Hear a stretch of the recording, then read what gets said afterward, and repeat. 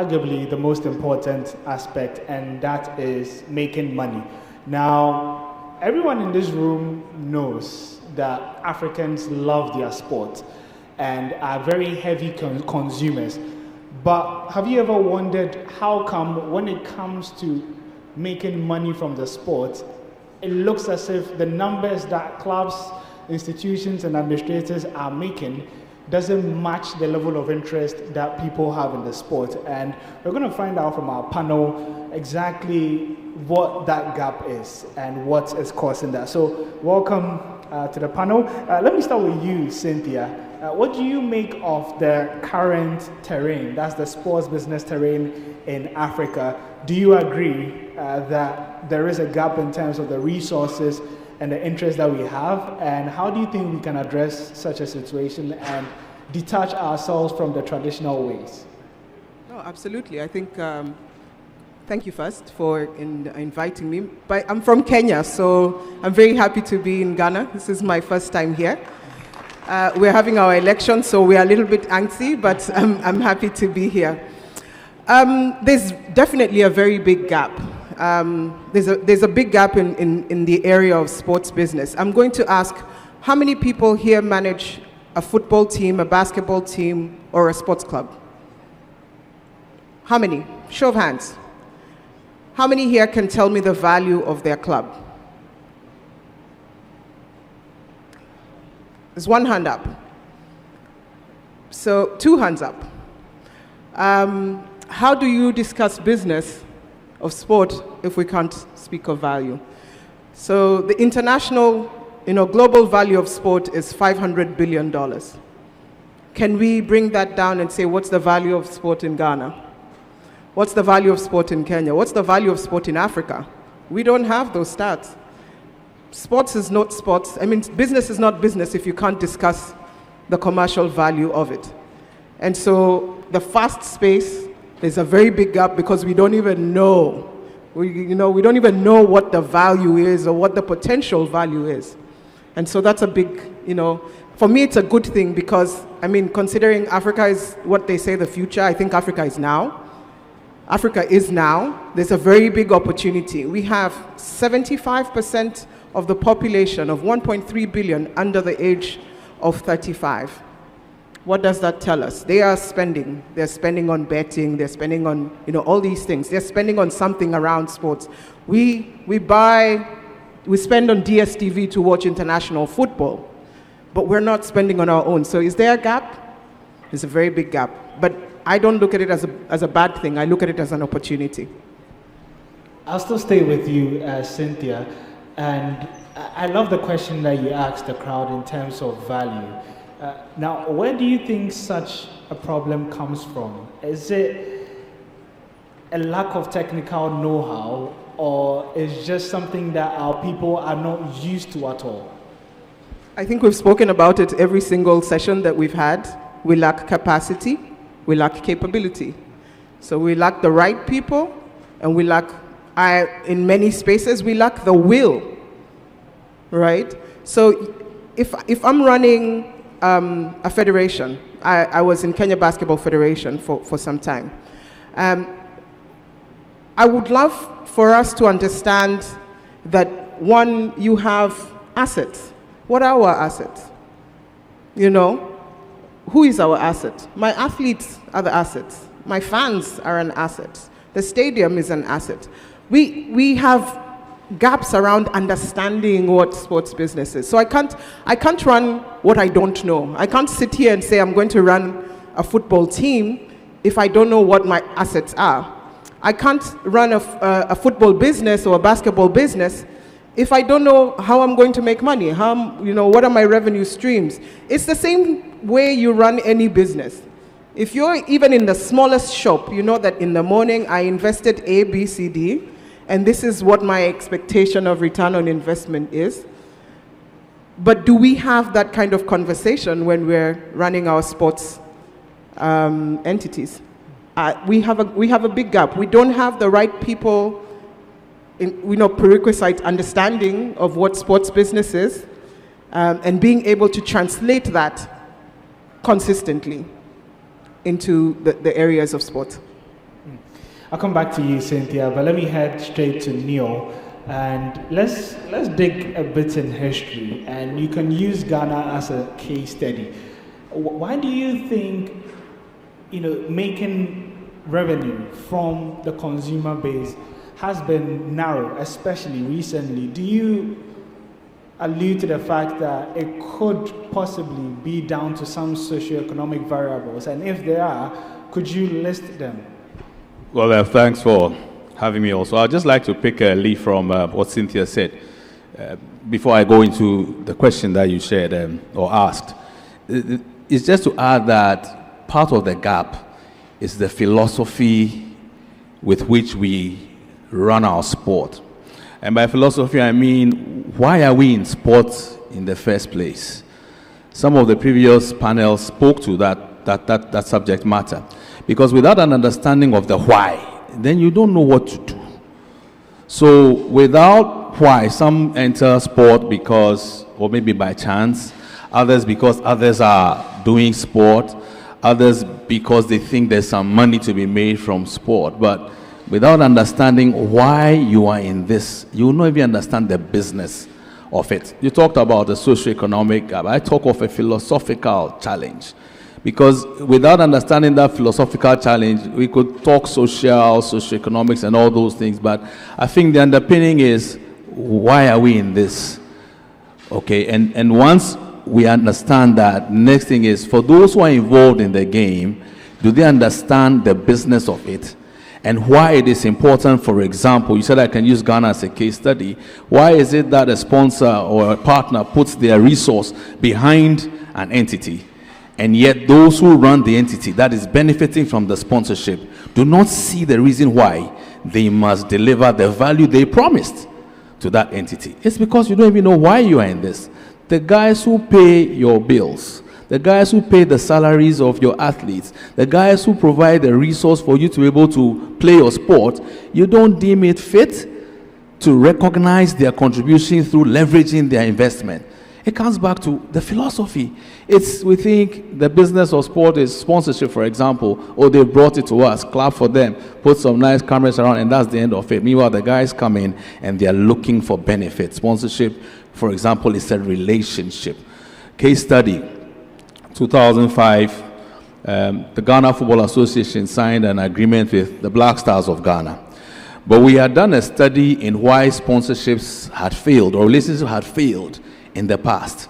And one of the gaps we identified was the fact that when it says that the sponsor or the partner brings the resource, whether it's money, whether it's technical cooperation, whether it's equipment, the beneficiary entity is unable, let me use the word unable, just to be charitable. Sometimes it's just they really don't care, okay, of why do we deliver the value we promised the sponsor. And so to cure that gap, what the GFA did with Goldfields Ghana Limited, I was integral to brokering that sponsorship, was we put together a team to manage the sponsorship, separate from the GFA. And it's not to say they didn't have the capacity, but Goldfields felt that given the learnings from previous relationships, they didn't want to have an argument that would end up leading to the abrogation of the contract. They wanted it to go on. Ghana had never qualified for the World Cup. This was money that was coming in that was meant to motivate the players and everybody involved, including the media, to support the push for Ghana to realize the dream of qualifying for the World Cup. And so the team was set up. A joint bank account was set up between the GFA and the sponsor, to which the GFA and the sponsor were signatories. The GFA on its own couldn't take money out of that account. Goldfields on their own couldn't take money out of that account.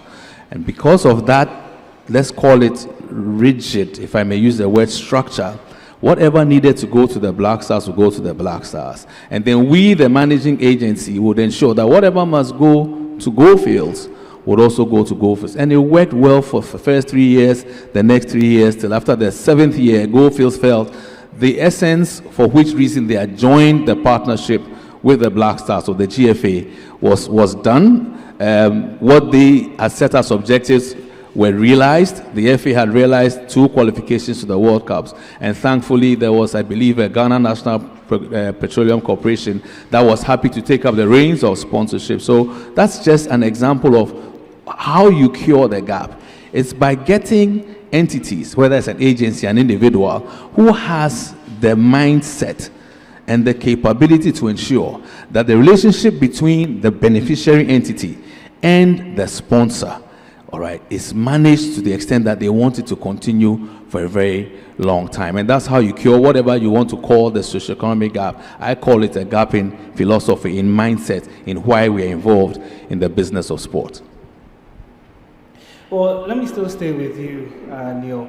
And with all the mindset and the issues that you've stated, do you still believe that, African sports properties are perpetually bound to stay limited in their realistic revenue opportunities? And do you think there are any ways to be able to overcome some of these challenges?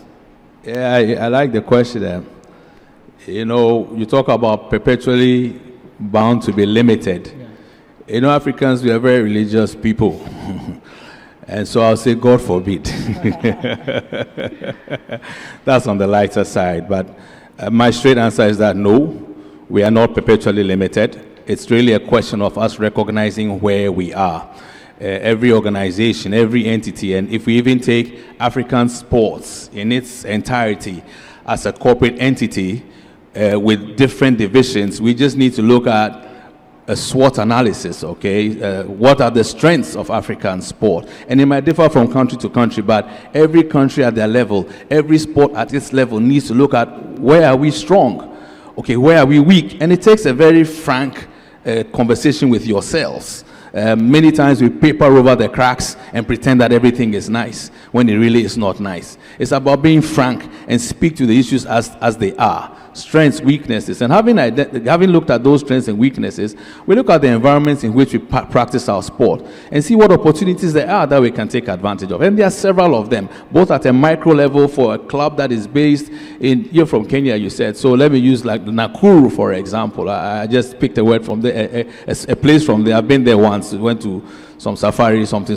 over there. You pick that as an environment. What is there in that environment that we can leverage to the benefit of a sponsor that synergizes with what we as a sporting organization would want to achieve? Okay, so then you look at what threats are there.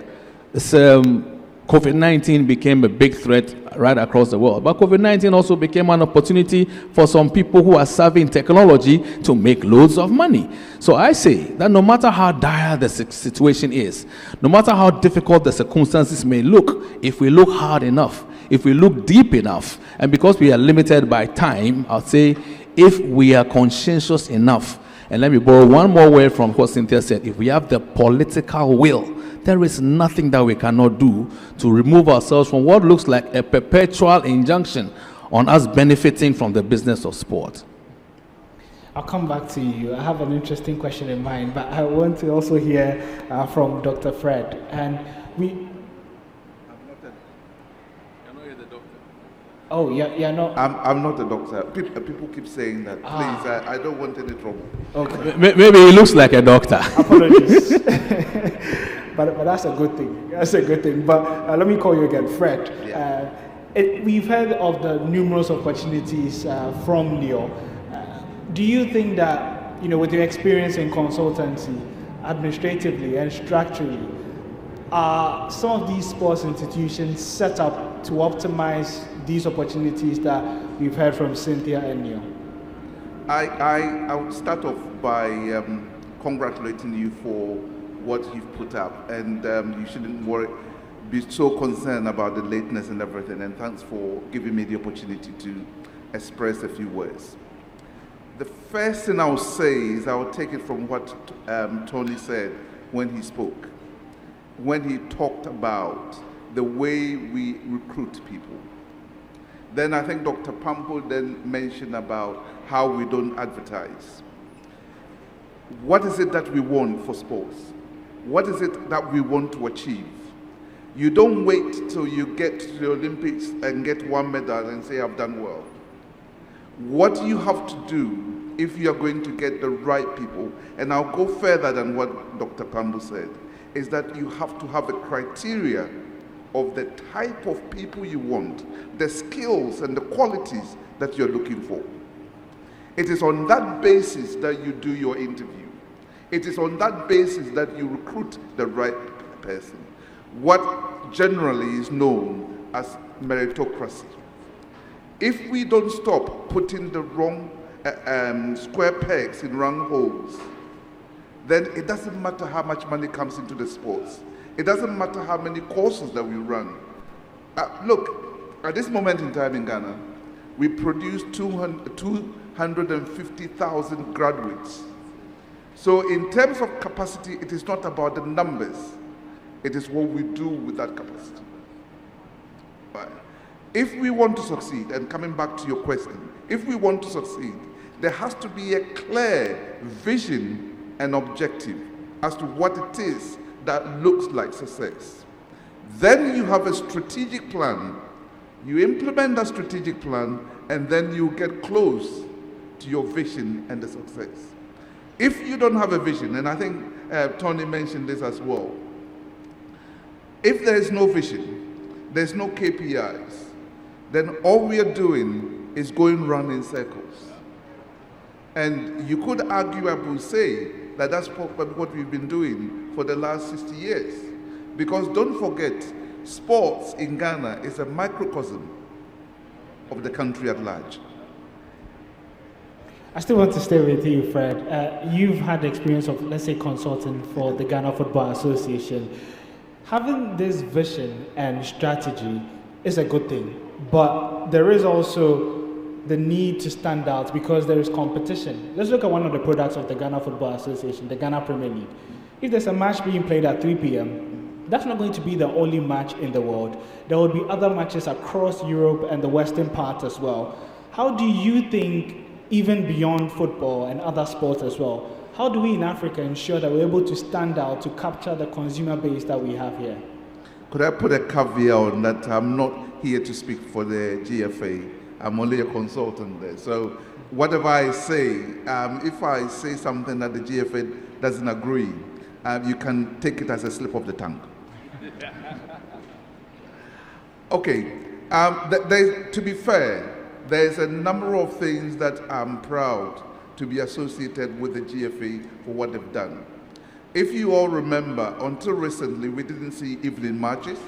We didn't have split matches on a Saturday. All the games were played at 3 o'clock. Now at least we've got some split matches. But I take your point that there's competition. The Premiership is also on at 3 o'clock. It's also on at 2 o'clock, at 5 and 7. So wherever we put the time, there's going to be some conflict. What I think, and based on your question, if I understood you correctly, is that we need to stand out. What I think is what we need to make it uniquely Ghana. There's a number of things that have already been done, and there's more that we can do. We cannot stand still. The world is moving so fast that if you trot, you look like you're going backwards. So we have to move with the times, and we have to move fast. For example, these are some of the things that we can do, in my view. We've got a huge population that is under 30. I think it's about 67 or 75% of our population is under 30. And it's generally across Africa, the population numbers, percentages are like that.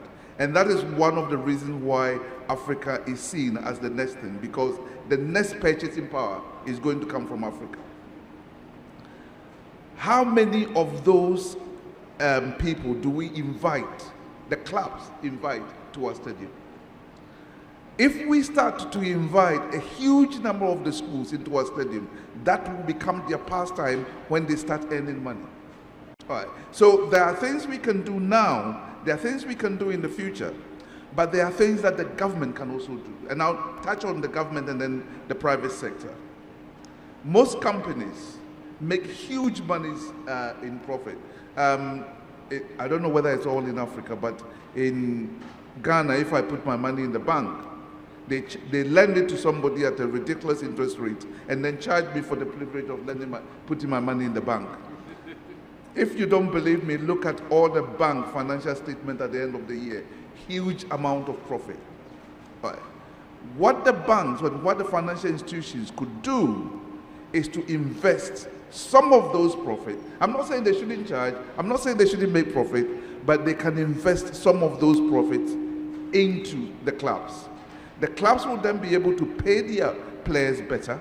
The clubs will be able to employ specialists, science, medicine, physical training, physical instructors, coaches, and pay the coaches that we've got better.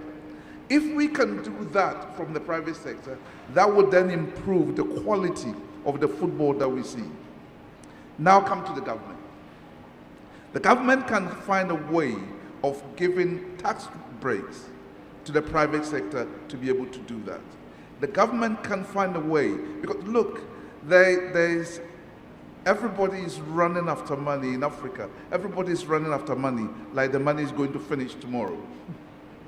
The premiership that we see today was not like that 40 years ago. I know because I lived it. The clubs that are successful today were not like that a few years ago. There are things that they did. There are things that we can learn from and adapt culturally in our country to make our football and our sports generally much, much better.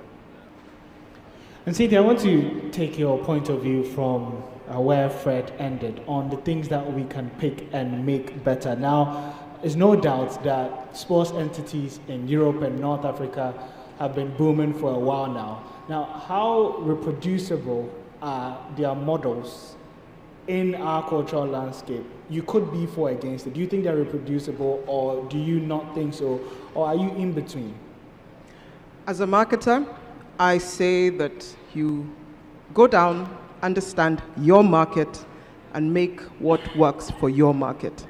It's okay to benchmark and try and see, what worked in Europe, what's working in North Africa, but ultimately, what is it that my consumer wants? What is it that the fan wants? If we're not asking the fan what makes them happy, why, research is critical, and I think that's why we're here. Data is critical to understanding how to run any business. If Mercedes looked exactly the same way as it did 20 years ago, I think every year, every other season, there's a new version of a vehicle. Why is that? It's because there's research. They sit down with the consumer and say, what does comfort look like to you? What does premium look like to you? What does moving from point A to point B look like for you? Is that something that we do with our fans for whatever sport? I don't think we're there yet. So we don't have to copy 100% what they've done, because our market is considerably different. The one thing that we know is that Africa is essentially digital. We moved right from analog to digital. Africa is young. Young Africans are now on YouTube. Young Africans are on TikTok. Young Africans are, on all these digital platforms. Are our sports on those digital platforms? I know that if I asked Prince right now for the data of all our teams across Africa, I think there's a I'm not sure if it's Perform, but there's a company that has done the data on social media. Apart from the North African teams, very few teams have 1 million followers on, say, Twitter or Facebook. It's data.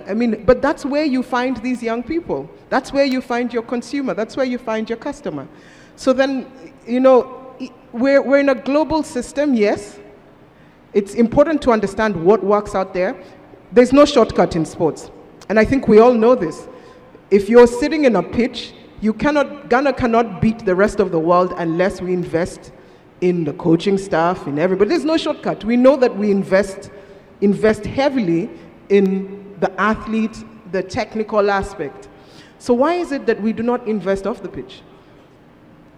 What is it that we need to invest in, So ultimately, yes, we can borrow some of the things that work out there, but what's critical is for us to understand our market dynamics and how to be able to make sure that the critical stakeholders, and we were talking about this with all the other gentlemen back there, the critical stakeholder is the athlete and the fan.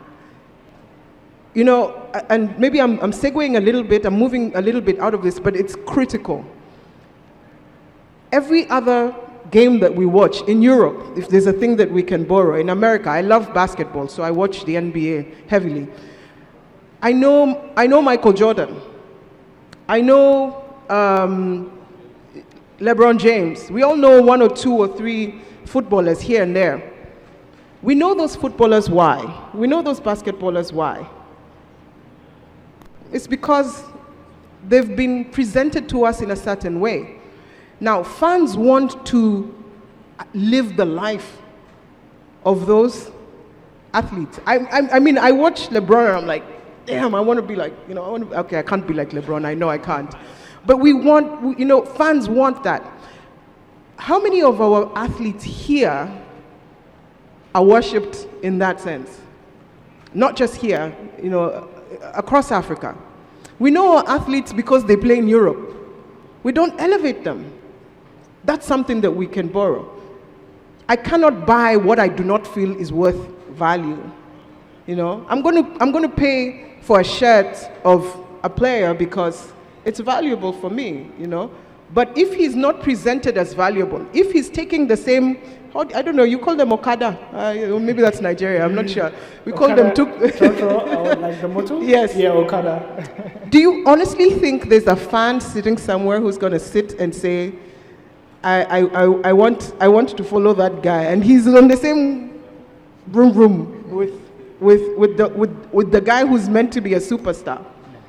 That's something, you know, that's something that we have to think about. I'm not saying that the African guy has to be Messi.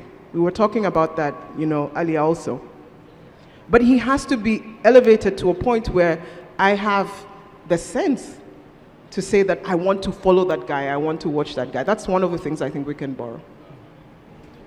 All right, thank you, Cynthia. I'll come back to you for your closing thoughts, but I do still have my question for you, Neil. You mentioned making the most out of dire situations. Now, I want to give you a practical example. For instance, if you are in a minority sport, let's say non-football, especially in Ghana, considering this terrain, or even in football, you're a newly founded club, newly promoted team.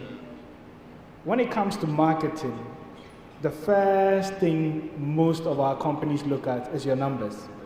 And so there is an unspoken of advantage, and we see the big clubs usually bully the small clubs, even organizations and all that within the sports industry.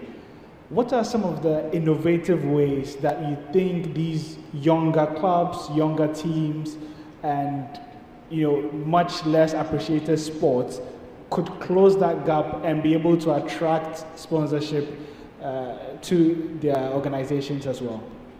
Well, thanks for the question. Innovative ways. The first thing is to understand who are your stakeholders, and more importantly, what communities am I serving? You may have a big club, okay, like an Orlando Pirates or a Kaiser Chiefs, who serve a very big community. You may have a Hearts of Oak or a Kotoko. They all serve just by default and by history and by the way football has developed in that particular country. I'm using football as an example. They have those numbers. But as a small club, what's the practical step to take? Where do I play? Which communities are close beside me? All right? And so I was on a program earlier this week, and the statistics for Ghana's Premier League clubs were being presented, as in, I believe it was either Twitter or Facebook, one of the social media spaces. And Kotoko were leading with 600,000+. Hearts of Oak were second with about 509,000. And surprise, surprise, Legon Cities were third, all right, with about 93,000. Ahead of so-called traditional giants, ahead of clubs that have played in the Premier League for many, many more years than Legon Cities, which is an evolution from WA All Stars, a pretty much younger club. The question I ask myself is, what could they have done to have gotten that statistic and maybe, just maybe, They tapped into the community around the area where they are named after, Legon. That might be it. I've not done enough research to go in there. But that's a practical step that a sporting entity with relatively smaller communities like itself could take. I'm playing in, say, Dansuman, another suburb of Accra. The people in there, heavily populated. I'm playing around Nima, population-dense Nima. They may have a first love, as in one of the bigger clubs, but you could become their second love, and based upon the strategies that you adopt, you get them to buy into your vision, buy into your mission, because many a time, we don't even get that far with the bigger clubs. It's just, I was born into this club. My dad supported them, so I'm supporting them.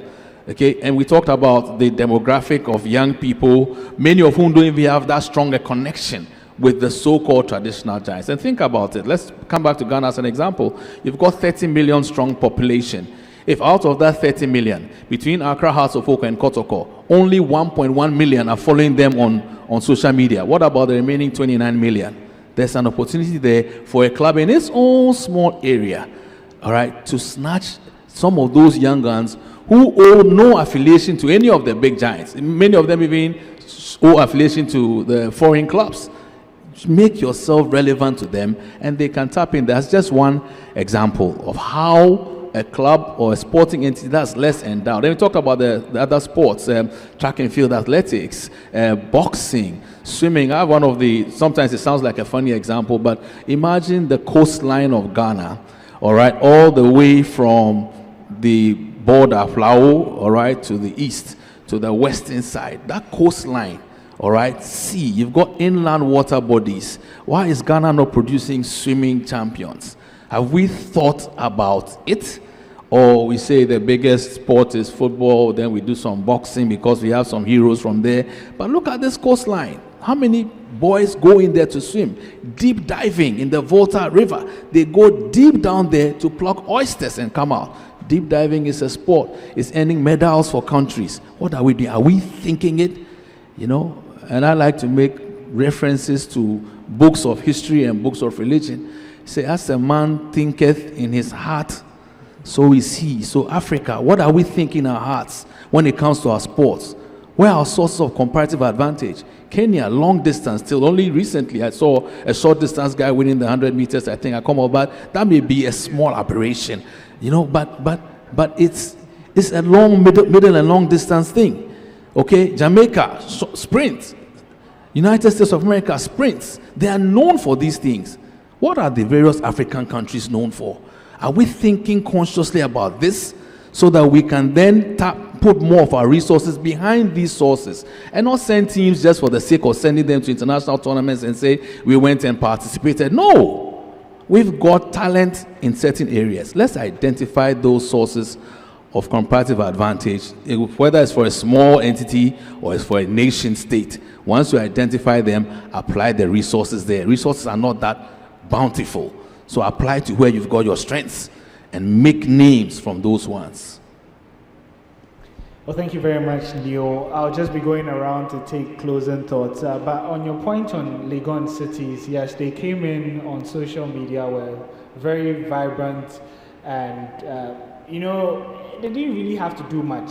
It was basic things like hiring a graphic designer to announce players, match day graphics. They just looked neater, and people kept asking, is this a Ghana Premier League club? And so the standards are not the best, and so if clubs do take that extra step, people do notice, and that's what really shot up their numbers. But in terms of closing thoughts, let me still stay with you, Neil, and in just wrapping up, how important would you view collaborations in this space in terms of you know, sports businesses and organizations and other stakeholders? What's the best way that you think all these parties can collaborate to ensure that we make the most out of our consumer base? Well, it will be by each collaborator bringing putting their best feet forward. Nobody is the repository of all knowledge. So where it says that you know you're not strong, don't say I can do this. But the sporting entity brings their best feet forward, as in who are our best talents. I talked about comparative advantage earlier. So which sports are we putting forward? There was a program, we did in Liberia where they hadn't gotten sponsorship ever before, but there were companies operating in there. And then there was somebody very strong in football in the presidency at the time, not George, not His Excellency Weah, someone else. And they put together a breakfast meeting of the sports people, bring your strategies and your visions and your objectives, brought corporate Liberia there, and through that, the Liberian national team got sponsorship.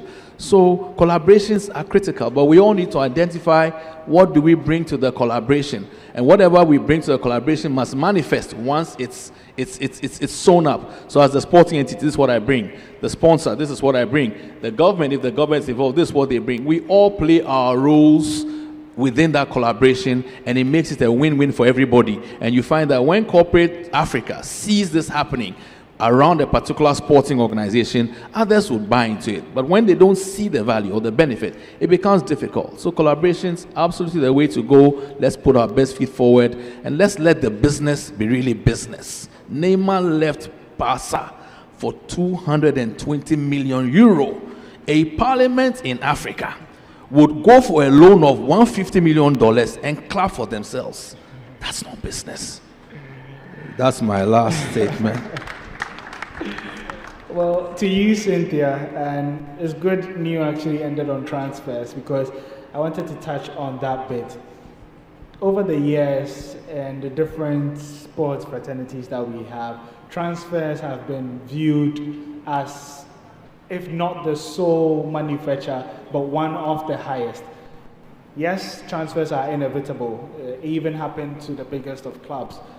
But at what point do you think that our organizations here, clubs, have to realize that the more we're transferring to Europe, for instance, the more we're handing our best to them and essentially drawing more eyeballs to them? How do clubs look beyond just transfers for revenue and at a point start to contain themselves and say, we don't have to take away all our best players to survive. We can actually still make revenue? The first thing I'll say is Africa can literally fund the whole of Europe with players, and we'll never run out of athletes. I think we have bountiful talent. We'll never run. We can have players in Europe, players in Asia, players wherever, and still have enough, more than enough for Africa. I don't know if you guys agree with me. Yeah. I think we can. It's time for Africa to believe in ourselves. It's time for Africa to trust ourselves. It's time for Africa to invest in ourselves. Africa is not the future, Africa is now. It's time for us to say, what does it mean to run a sports business, right? Transfers, I mean, if you asked me earlier, what can we borrow? What is business? What is revenue generation? What generates revenue for a sports team? It's merchandise, it's transfers, it's sponsorship, it's, all these things that the consumer or the fan in this case will buy. The one thing that, we really need to leverage on is this space, the mobile space. I keep coming back to it because betting firms are making billions from our young people. What are these young people betting on? They're betting on sport, which means they are watching sport. They are watching this entertainment. So how do we position ourselves? Because positioning is critical. We have to, this round table is important. Beyond this, in Kenya, we're forming a business council for sports. How do these stakeholders, like you said, sit in a room and say, how do we attract investment? I know that IT, across the board, we're talking about startups all over. What is it that spurred this space of IT? What is it that spurred this space of entertainment that is music? What is this that spurred this space that is entertainment, that is movies? What is this that spurred these spaces? Agriculture. And so these conversations that we're having are very critical. But for, going back to that question, we need to understand, again, our market. We need to understand what is the consumer willing to pay for. Am I willing to come to the stadium? What does the stadium look like? Am I going to get a clean toilet? I'm not going to leave my house. It's basic. It's very basic. But I'm not going to leave my house and come to a stadium if my experience isn't worth it? Are we creating those experiences, right? Are we creating those experiences? That's critical in sports.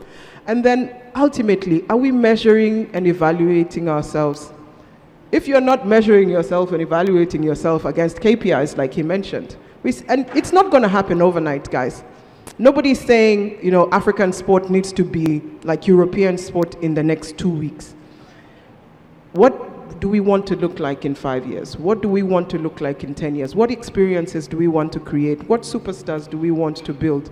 And ultimately, he talked about it. It's about money. We saw Younger and Simba. It's about the numbers. We saw Younger and Simba 2 weeks ago. Simba, Younger came out and said, Sport Pesa, 5.5 million. And Simba said, relax. The next week, they came with another betting brand. I wish it could be other brands. They came with another betting brand and said, you had 5.5, 10.1 million. But it's sparking a conversation. So we need to really understand.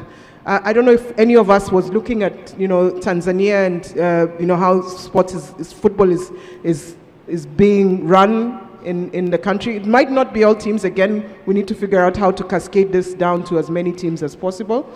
But the stadiums go crazy. Whenever they have the Younger Day or the Simba Day, it's madness.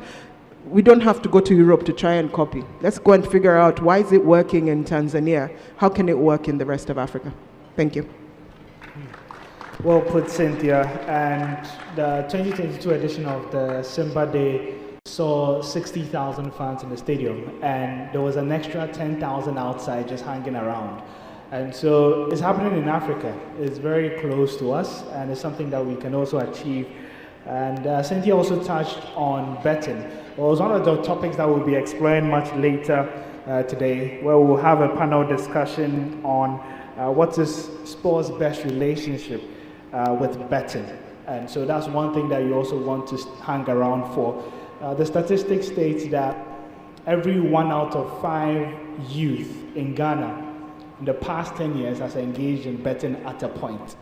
And so that is a very huge number, especially when you look at what Fred said about Ghana and Africa having a lot of youth in our demographics. And so you do want to hang around for that discussion on sports betting and sports as well, the relationship. But just to end with you, Fred, I want to ask you about how the future looks in terms of revenue opportunities for African sports properties. I think the future looks bright. How bright would depend on leadership. If we get the leadership right, the future of the world would actually be Africa. And why do I say that, and what are some of the things that we need to do? If any of you have tried going to watch a football match at the Accra Sports Stadium, if you don't have a car, you have to walk quite a long distance. After the game, if you don't have a car, you have to walk another quite long distance. In most of the places where the stadiums are full every weekend, the transportation and the sporting facilities are aligned. So that is what I mean by the leadership at the political level, and then you talk about the sponsorship. At the private sector level, if the commercial activities are improved, like I said, we can improve the quality of scouting, from the scouting to the development. A few years ago, I had a radio station and they were complaining about the salaries of some chief executives because the players were not earning that much. You can't say that about any top 5 European country. That is where the talent is spotted, developed, nourished, and then they exhibit that talent, and then they attract that money. That is when we begin, through the leadership schemes, begin to see the rewards for not just football, because there's talent sporting and athletics, boxing, swimming, All of those needs to have leadership at the core of what we are doing. And it has to be leadership by meritocracy, not leadership by whom you know, friends and family. Well, thank you very much. Another round of applause for the whole panel for what has been an extremely engaging discussion on how we can expand the sports business table here in Africa. Ladies and gentlemen, giving it up for our host for the session, Owuraku, and the panel members. What a wonderful treat this